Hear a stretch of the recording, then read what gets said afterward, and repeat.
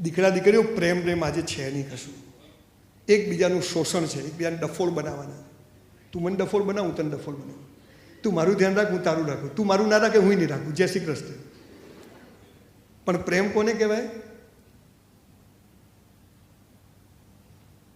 હમણાં મારી વાઈફને હું એનો બર્થડે સેલિબ્રેટ કરતો હતો મારી વાઈફને એક હોટલમાં, અને સી ગોટ બ્રેઇન સ્ટ્રોક અને સી ગોટ પેરાલિસિસ. એ પડી હમણાં જ 6 મહિના પહેલાં, અને એની આખી રાઈટ સાઈડ જતી રહી. અત્યારે બી નોટ વેલ. એટલે મેં તો સારું શું થયું? 8 વાગે આવું થયું. 9 વાગે મારે નિકોલમાં સેમિનાર સરદાર ધામમાં. મેં તો આ પાર્ટી પતાવીને પછી હું સેમિનાર કરો, ત્યાં 1000 છોકરાઓ મારી રાહ જોવે. 8 વાગે 7 વાગે આવું બધું થયું. મોઢું ફરી ગયું ને પગ પડી, ઊભી જ ના થઈ શકે, બેસાડી થોડી. મેં ડૉક્ટરને ફોન કર્યો. ડૉક્ટર કે સંજયભાઈ શું થયું? મેં તો આવો તો કે અહીંયા આવો, MRI કરાવવું પડે, આ ટેસ્ટ કે 1.5-2 કલાકની પ્રોસેસ પછી ખબર પડે કેટલું નુકસાન થયું છે, તો એ પ્રમાણે મેડિસિન્સ આપશું.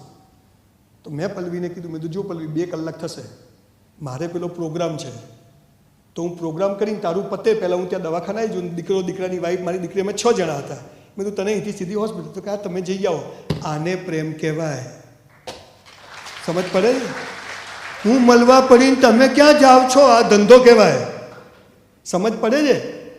હમણાં હું જયપુર ફર્નિચર લેવા ગયો, અમે 3 મિત્રો. તો બધાના વાઈફ ફોન કર્યો, વિપુલ ક્યાં છો? કિશોર શું લીધું? કુંડલ નીકળ્યા કે નહીં? મારી વાઈફ એક દિવસ એક ફોન નહીં. હું હાલી ગઈ કે શું?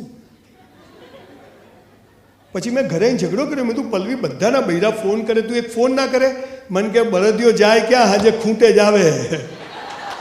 This is love. This is લવ.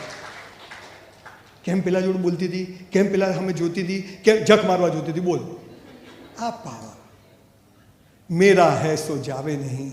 જો હું જેને પ્રેમ કરું એને હું સ્વતંત્રતા આપું કે જ્યાં ઉડ, અને એ મને સ્વતંત્ર આપે. સ્વતંત્રતાનો ગુણાકાર થાય.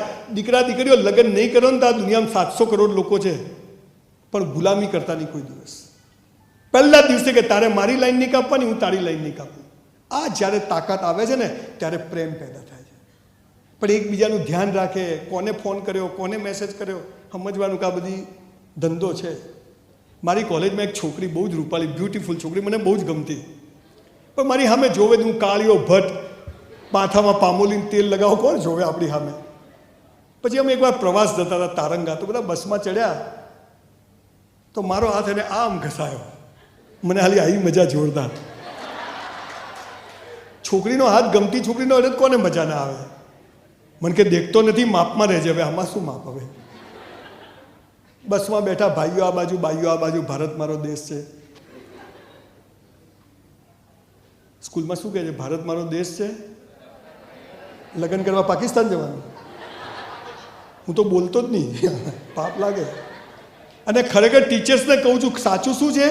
ભારત મારો દેશ છે, બધા ભારતીયો મારા ભ્રાતા છે, મિત્ર છે, ભાઈ બહેન છે. એલા ના બોલાય, કયો નંબર લાગી જાય શું ખબર.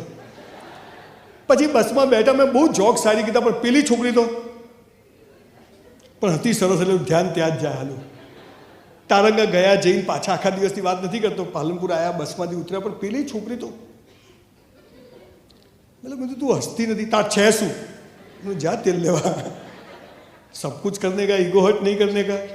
પેલી છોકરી એના ઘરે ગયો, હું મારા ઘરે, મારા બાપુજી ઘરે બહાર બેઠેલા. મને કે તારી સગાઈ કરી નાખી. સલમાન ખાન की સગાઈ બતાવ્યા भी नहीं. મેં તો બાપુજી ક્યાં કરી? હુઈ જા છાનો માનો, કરી નાખી.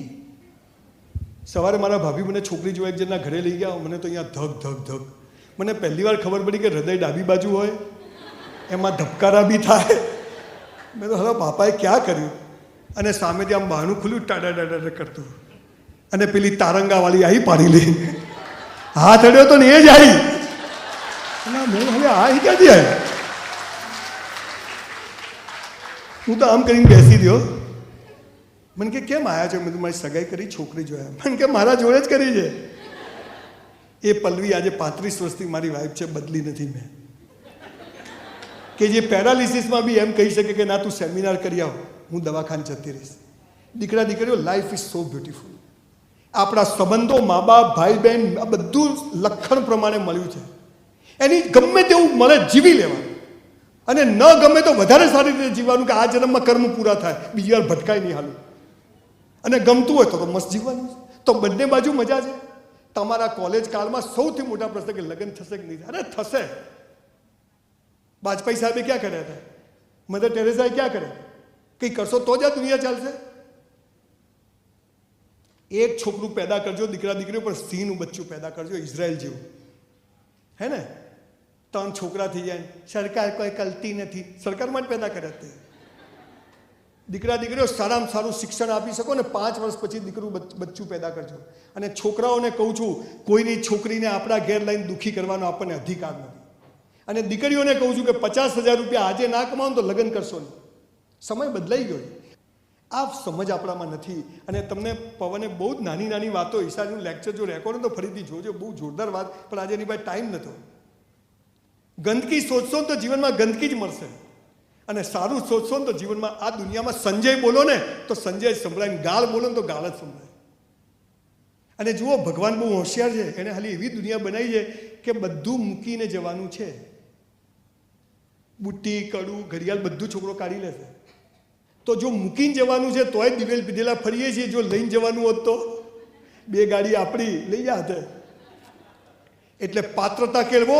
ભગવાન તો દરિયો આપવા બેઠો છે, આપણે ભિખારીઓ ચમચી લઈને ઊભા છીએ. આટલું આપી દે ભગવાન કે તથાસ્તુ. માગો. વોરેન બફેટ પેપર વેચતો તો ગલીઓ ગલીઓમાં, દુનિયાનો સૌથી મોટો પૈસાવાળો માણસ બની ગયો. સ્ટીવ જોબ્સ, મા કોણ ને બાપ કોણ ખબર નહીં, અનાથ આશ્રમમાંથી લઈ ગયેલો માણસ એપલ કંપની બનાવે.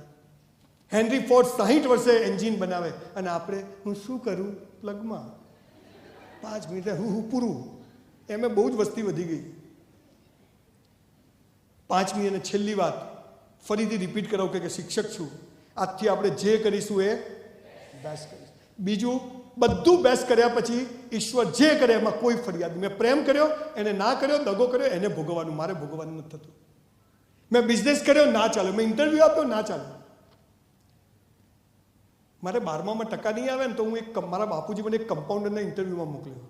ચાલો, મેં તો આપણે કમ્પાઉન્ડર થવાનું. તો બધા 10 જણ લાઈનમાં બેઠા, તો બધા દિવેલ પીધેલો. દિવેલ પીધેલો અંદર જાય ને દિવેલ પીધેલો બહાર આવે. બીજો અંદર જાય તો હું બેઠો બેઠો હસું કે આપણે ક્યાં કરવું હતું, પણ બાપાએ કીધું એટલે આવવાનું ઇન્ટરવ્યૂ આપવા. તો મારી બાજુવાળો મને કે તમારે કોઈ ટેન્શન નથી. મેં તો આપણે ઓળખાણ છે. પેલો ટેન્શનમાં આવી ગયો. હવે મારે કોઈ ઓળખાણ હતી જ નહીં. પછી હું અંદર ગયો તો અંદર ગયો ને એક સાહેબ બેઠા. મને કે ક્યાંથી આવ્યા? મેં કીધું તમે આવ્યા ત્યાંથી. વળી શું ક્યાંથી આવ્યા? મને કે સીધો જવાબ આલો, પણ મેં તો સીધું પૂછો ને સાહેબ. મને કે હવે આંખો ધોવાના કમ્પાઉન્ડરનો ઇન્ટરવ્યૂ. મને કે કેટલા પગથિયા ચડીને આવ્યા? મેં કીધું 300. મને કે 6 જ છે. તો મેં સાહેબ પૂછો શું કરવા? મને કે ગેટ આઉટ. મેં તો સાહેબ હું એ જ કહેવા આવ્યો તો. આપણે આ તો ખાલી બાપાએ કીધું એટલે આવ્યો છું. હવે મજાની વાત, હું બહાર આવ્યો એટલે હું તો હસતો હસતો આવ્યો. તો પેલા 3 જણા મને કે શું થયું? મેં તું પાસ. પેલા 3 ઘેર જતા રહ્યા. હા, ચાલો આપણો કોન્ફિડન્સ. બીજા લોકો આપણી સફળતાઓ નક્કી કરશે. બીજા લોકો નક્કી કરશે કે આ ટી શર્ટ સારું લાગે છે, આ ડ્રેસ. 15,000નો સેલ્સમેન તમને 15,000ની સાડી પહેરાવશે કે બેન આ સાડી સારી લાગે, કે આ શર્ટ સારો. મારી choice. This is my life. અને સબસે બડા રોગ ક્યાં કહેંગે લોગ? દુનિયા શું કહે છે? ભાડમાં જાય ને તેલ લેવા જાય લોકો. બંદા ખુદ કી નજર મેં સહી હોના चाहिए. આપણે સાલા સાચા હોવા. લોકો તો કહેશે. છેલ્લી વાત દીકરા દીકરીઓ કહીને મારી વાત પૂરી કરું છું. આપણા ત્યાં એક શબ્દ છે મોક્ષ. બાવા બનવાનું નથી. મોક્ષ એટલે બધું છોડવાનું નથી, મસ્ત જીવવાનું. આપણે તો દર વખત જન્મ લેવો છે અને સાયકલથી મર્સિડીઝ પર જવું છે. પણ મોક્ષ એટલે શું? તમને બધાને આજે મોક્ષ અપાઈને જવાનું છે. કયામતના દિવસે અલ્લાહ જે ઊભા કરીને હિસાબ કરશે કે હિન્દુઓમાં જે કહે છે કે અનંત જન્મોમાંથી મુક્તિ, તો આજે તમને મુક્તિની પણ વાત કરીને જવું તો વાત પૂરી થઈ કહેવાય. સરદાર વલ્લભભાઈ પટેલનું નામ સાંભળ્યું છે? 42 વર્ષે પત્ની મરી ગઈ, બીજા લગ્ન ના કર્યા. અને 72 વર્ષે જ્યારે દેશનો ગૃહમંત્રી મરવા પડે, જેને 500 રાજાઓને ભેગા કર્યા, 1-1 કરોડ લીધા હોત તો 400-500 કરોડ હોત કે નહીં? એ સરદાર પટેલના ખિસ્સામાં 275 રૂપિયા બેંક બેલેન્સ. અને એની દીકરીને કીધું કે મણી, હું મરી જાઉં ને તો આ 275 તું સરકારમાં આપી દેજે. અને તોય મોદી સાહેબ 3000 કરોડનું સ્ટેચ્યુ ઓફ યુનિટી બનાવે ને, આને મોક્ષ કહેવાય. This is called life.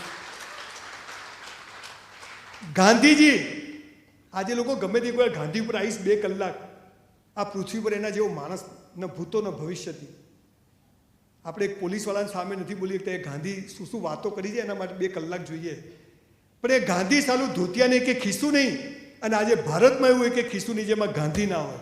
આને મોક્ષ કહેવાય. અને દીકરા દીકરીઓ, આના જ જેવું મૃત્યુ તમને મળે એને મોક્ષ કહેવાય. એનો રસ્તો બતાવીને આજે જઉં છું.